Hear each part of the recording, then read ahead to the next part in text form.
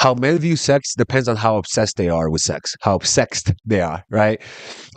If they value above all things, then they're only going to see sex and they're never truly going to connect with you. But as a guy grows older, the testosterone lowers, and so they start to view sex completely different simply because of their hormones are changing, right? So it truly does depend on the guy. But generally speaking, when the guy is young, guys see sex as an activity, like a sport. Women see sex as a ritual, as a spiritual connection with the divine, and that's where the disconnect happens. And what happens is that guys get used to detached sex, right? They get used to having sex with a girl and not having any emotional connection. And this is also a big disconnect that guys have sex with their, dizzy, and women have sex with their hearts a lot of the time. It depends how you're attracting them. Are you attracting them for a relationship or sex? Right? So if you're attracting a guy for a relationship, you're not gonna it's not gonna be about the looks, right? But if you're attracting a guy for sex, yeah, it is gonna be about the looks. Let me tell you something, man. If you're doing the holy dizzy with a guy and his is really strong and he pauses, I promise you he's doing math. I promise you he's thinking about his grandma. Ladies and gentlemen, you do not understand how often grannies come into the picture when it comes to having sex.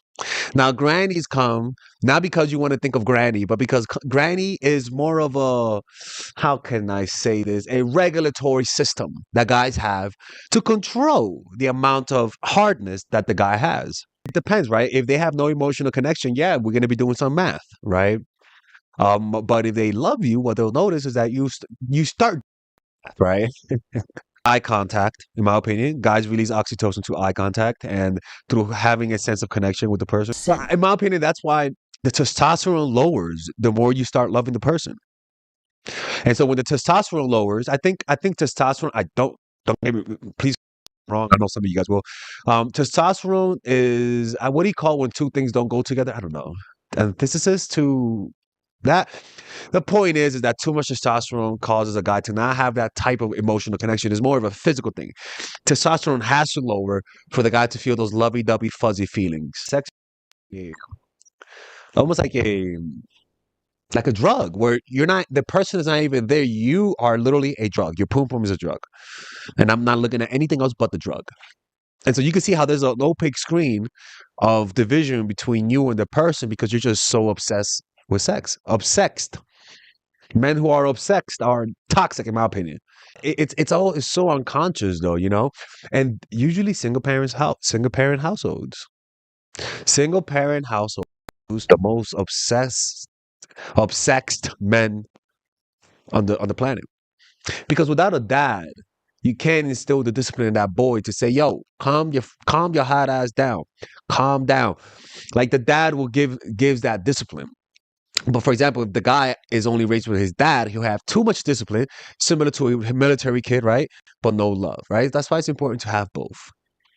A lot of the times, this happens when a boy has a narcissistic mother, and that mother is using the boy for male validation she never got for her husband or ex, and so boys learn to worship women because his mom is his mom and she's hurt, she was abandoned by a guy, and so these boys will tend to be drawn to women and repelled by men.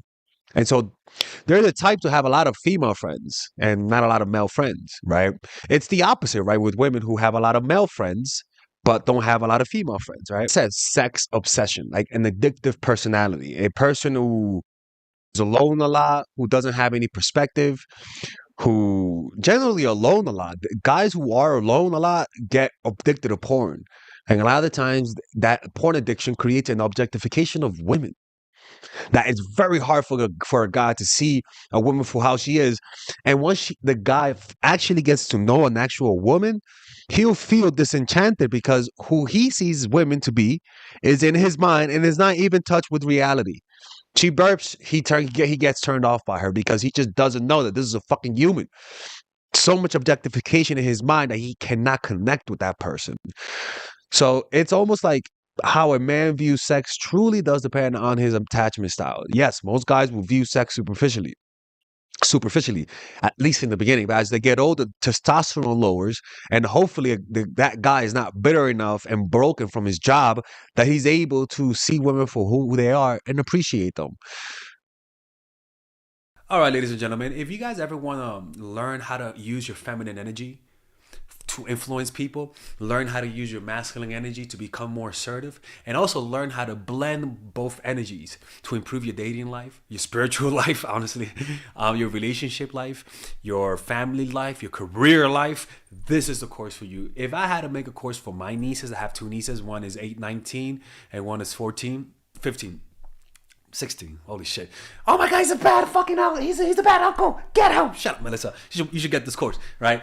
And this is the course that I will make for them. So, for example, watch the curriculum, right? In the first week, we're going to be showing you how to establish a strong masculine foundation without letting it hurt your feminine energy. This masculine foundation is a source of who you are, right? It's your bodyguard. Without this, whatever feminine energy you create will be destroyed by the outside, because your masculine is your shield. So we'll talk about goal setting. We'll talk about how to develop a serious attitude. We're going to be talking about how to use more logic, how to use more goal-oriented behavior. It's more how to be a man. Now the next one is how to embrace the feminine energy, right?